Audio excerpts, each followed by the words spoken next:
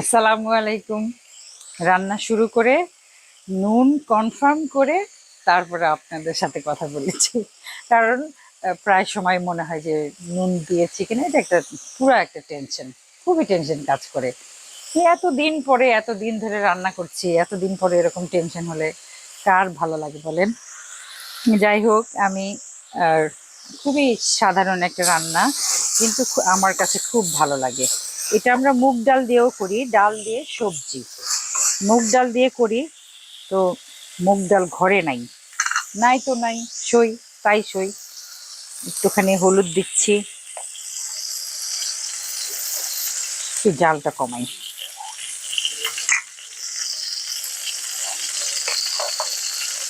গুঁড়ামরিচ, গুঁড়ামরিচ ছাড়া তরকারি রান্না করা আমার জন্য খুব কঠিন। একটুখানি আদা বাটা, একটুখানি রসুন বাটা, বাস। এখানে আমি এই তরকারিতে এই সালুনে কোনো জিরা বাটা দিব না।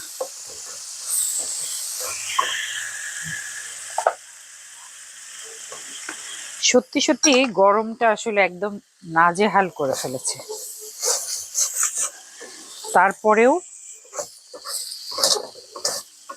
আমার আব্বা বলতেন যে এটা আসলে আব্বার দর্শন। আমার বাবা আজিজুল হক মুর্শিদ, উনি অনেকবার আমি বলেছি, উনি একজন চিত্রকর, উনি একজন চাকরিজীবী ছিলেন, কর্মকর্তা ওয়াটার ডেভেলপমেন্ট বোর্ডের, কিন্তু এবং সব্যসাচী মানুষ, সব্যসাচী অর্থাৎ অলরাউন্ডার।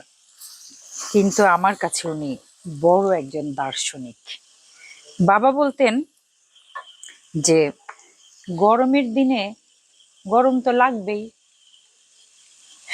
গরম, গরমের দিনে গরম লাগবেই, অতএব হা হুতাশ করে কোনো লাভ নাই। আবার শীতের দিনে শীত লাগবেই, গোসল না করার অজুহাত খোঁজার কোনোই কারণ নাই। এরকম আব্বা খুবই হেসে হেসে অনেক কঠিন কঠিন কথা বলে ফেলতেন। অনেক ছোটবেলায় হয়তো পুরাটা বুঝতাম না, কিন্তু এখন বুঝি আব্বার কথাগুলো। আসলে আব্বা আমার দেখা, আমার যে সবাই সবার বাবার প্রতি অনেক ভালো ধারণা থাকে, এটা খুবই একটা পজিটিভ একটা ব্যাপার। এটা উইশফুল থিঙ্কিং হয়, পজিটিভ থিঙ্কিং হয়। তো আমার বাবা, লোকে বলে যখন মানে বাবা চলে গেলেন, যখন বাবার জানাজা হলো, তখন যে কত মানুষ কত কথা বললো বাবার সম্বন্ধে, তো তখন বুঝলাম যে না, আমার বাবা শুধু আমার কাছে ভালো না, আর যত পরিচিত মানুষ আছে সবার কাছে উনি খুবই একজন ভালো মানুষ ছিলেন।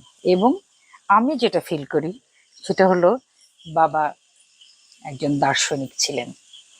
জীবনে অনেক অভাব অনটন ছিল, কারণ তিনি সৎ মানুষ ছিলেন, তিনি ঘুষ খেতেন না, ঘুষের জায়গায় ছিলেন। ওয়াটার ওয়াটার ডেভেলপমেন্ট বোর্ডের যত মানে ব্যারেজ হতো, তিস্তা ব্যারেজ, মনু ব্যারেজ, এইগুলো সমস্ত কিছু মানে ওই ওই জায়গায় আব্বা কাজ করতেন। আব্বা বিল সেকশনে কাজ করতেন। আব্বা ডেপুটি ডিরেক্টর হিসেবে রিটায়ার করেছিলেন। কিন্তু আব্বা কখনোই এক মানে যারা কন্ট্রাক্টর আসতেন, তারা একটা চা সিঙ্গারা খাওয়ালে যদি ঘুষের মতো হয়, সেই ভয়ে আব্বা বলতেন যে ভাই, আপনার কাছ থেকে চা সিঙ্গারা আমি খাবো না, চা সিঙ্গারা আমি খাবো না, আমি বরং আপনাকে চা সিঙ্গারা খাওয়াই। কারণ এটা যদি এরকম হয় যে মানে অন্য কেউ ভাবতে পারে যে এই মোর্শেদ সাহেব এই চা সিঙ্গারা খাচ্ছে, হয়তো বিলটা পাশ করে দিবে, এরকম। তো এত কঠিন মানুষ, সৎ মানুষ বাংলাদেশে, তাদের আসলে অর্থাভাব সাথেই থাকে, কিন্তু সেই অর্থাভাব নিয়ে বাবা আমাদের মানুষ করেছেন, মানুষ করার চেষ্টা করেছেন, বড় করেছেন। কিন্তু এত হাসি মুখে, এবং প্রতিটা বেলায় বাবা এরকম অনেক বড় বড় মানে দর্শন, তার যে দর্শন সেগুলো তিনি আমাদের বলতেন।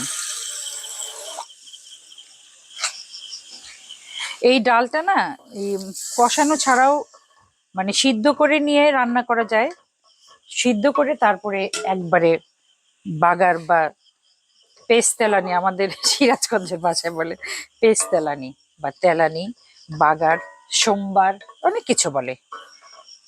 তো ওইটা ওটা করেও রান্না করা যায়। তা আমি আবার মানে এই মসুরের ডাল যদি হয় একটু কষিয়ে রাঁধতে পছন্দ করি। এটা একটুখানি হতে থাক, ডালটা যখন আধা সিদ্ধ হয়ে আসবে সেই সময় আমি সবজি দিয়ে দেব। এখানে একটুখানি খোসা সহ আলু আছে, আবার কোনো পটল আমি চেঁচে ফেলেছি, আবার কোনোটা ছিলে নিয়েছি। ডাল দিয়ে যখন সবজি রান্না করব তখন অনেক রকম, যত বেশি রকম সবজি হবে সেটা তত মজা হবে। এটার সাথে আমি যেটা দিব সেটা হলো ওই যে কান্দাল বলে না, কান্দাল, ভাল্লা, কত কিছু, এই কলার ভিতরের লাঠিটা, কলা গাছ যখন কলার কলা ধরে তখন যে মোচার গোড়ার সাথে যে লাঠিটা থাকে ওইটা, এটা খুবই উপকারী একটা সবজি। এর আগেও আমি রান্নাতে দেখিয়েছি।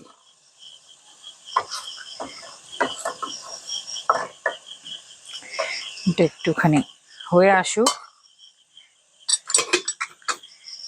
এখানে আমি একটুখানি মিষ্টি কুমড়ার শাক রেখেছি গাছের, অল্প একটু মানে দুইটা তিনটা পাতা, এটা আর একটু পরে দেব।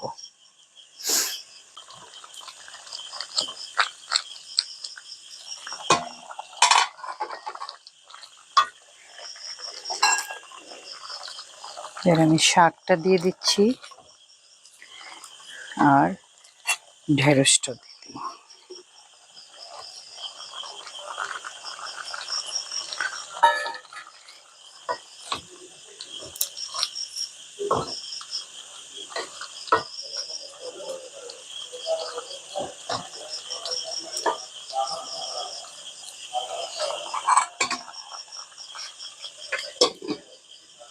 এক একজন মানুষের এক এক রকম পছন্দ থাকে।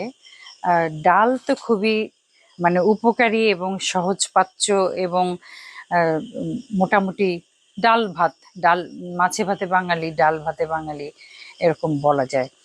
আমার মসুরের ডাল, ডালের মধ্যে মাসকলাইয়ের ডাল আরেক রকম মজা, মুগ ডালটা একটুখানি আমার মনে হয় একটু ফর্মাল খাবারের সাথে মুগ ডালটা বেশি যায়, কিন্তু মসুরের ডাল যেটা সেটা আমার খুবই প্রিয়।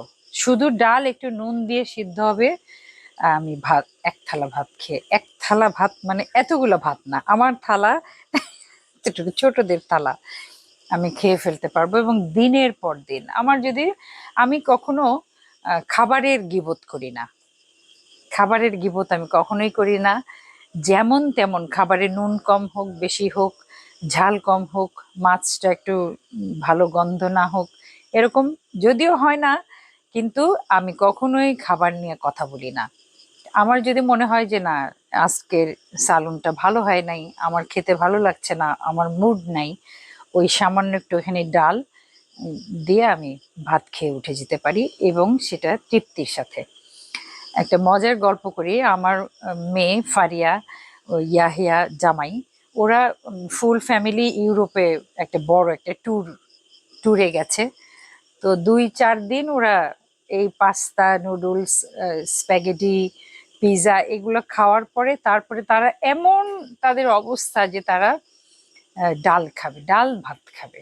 মানে আমার নাতনি জুবাইরিয়া এবং নাতি আম্মার, ওরা ওরাও পর্যন্ত মানে ডালের জন্য অস্থির হয়ে গেছে। তারপরে সেই ইউরোপে প্রাগে, প্রাগ প্রাগ শহরে এখন কোথায় সেই ডাল পায়, ডাল, শুকনা মরিচ এগুলো কোথায় পায়? তারপরে অনেক খোঁজাখুঁজি করে তারা ডাল কিনেছে, শুকনা মরিচ কিনেছে, আলু কিনেছে, ভাতের চাল কিনেছে, কিনে তারপরে একটা ছোট্ট একটা গ্যাসের চুলা থাকে না, ওই যে এক্সট্রা চুলাগুলা, ওরকম কিনে তারপরে সেটা রান্না করে খাওয়ার পরে তাদের শান্তি। তো আমার মেয়ে ছোটবেলায় বলতো যে আহ, মানে নতুন নতুন, আমি মনে হয় এই গল্পটা করেছি, নতুন নতুন ভাষা শিখেছে, মাতৃভাষা, মাতৃভাষা অনেক মানে মায়ের ভাষা মাতৃভাষা। তো আমরা শুয়ে আছি গল্প করছি, এর মধ্যে ইলেকট্রিসিটি চলে গেছে। তা আমার অনেকক্ষণ পরে যখন আসলো ফিরে, তখন ফ্যানের বাতাসে আমার মেয়ে বলছে, উফ, ফ্যান আমাদের মাতৃভাষা। তা আমার এই কথাটা বারবারই মনে হয়। তো আমার যখন আমার একই অবস্থা হয়, ওই ফারিয়া বলল যে আম্মু, ওই তখন যখন মুসুরের ডাল পেলাম আর রান্না করলাম, তখন খাওয়ার পরে আমার মনে হয় জুয়াইরিয়া আম্মার ওই একই কথা বলতে চাচ্ছিল যে উফ, মুসুরের ডাল আমার মাতৃভাষা, ভাত আমার মাতৃভাষা। আসলে অন্তর্গত খাবার, একদম নিজের খাবার, নিজের ঘরের খাবার, ঘরের পোশাক, ঘরের ভাষা, সবকিছুই একদম মায়ের মতো আপন। তো যাই হোক, এক মসুরির ডালের কথা বলতে গিয়ে কতগুলো কথা বললাম। আমার এটা প্রায় হয়ে আসছে, আর একটুখানি হবে, তো আমি আরেকবার আসবো ইনশাল্লাহ।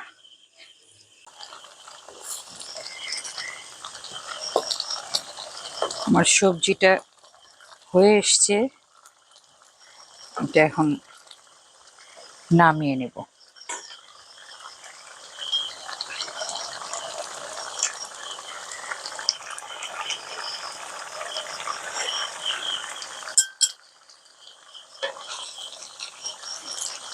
এর মধ্যে একটুখানি কাঁচা আম দিলে দারুণ হতো, কিন্তু কাঁচা আম নাই।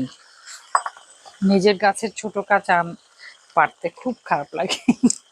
স্বার্থপরের মতো, মানে মনে হয় যে না, আমটা বড় হোক।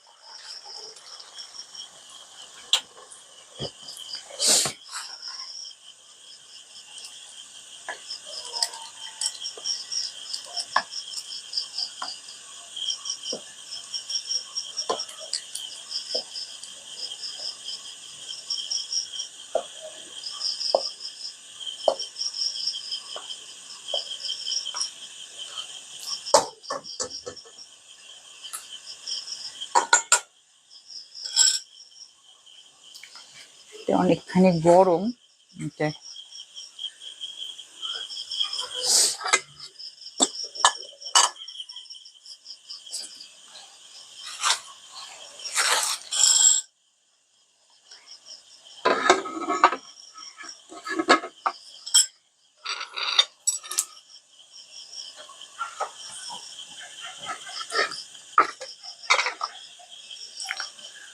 হয়ে গেল মজাদার সবজি। এটা এটা না আমি এমনি এমনি ভাত ছাড়াই খেতে পারি। আপনারাও ট্রাই করে দেখবেন। সবসময় ভাত খেতে হবে এমন কোনো কথা নেই। আর সব সময় চেষ্টা করবেন ঘরের খাবার খেতে। সবাই ভালো থাকুন। আল্লাহ আপনাদের সবাইকে অনেক ভালো রাখুক। আমার জন্য অনেক দোয়া করবেন এবং আমার পরিবারের জন্য অবশ্যই। আসসালামু আলাইকুম।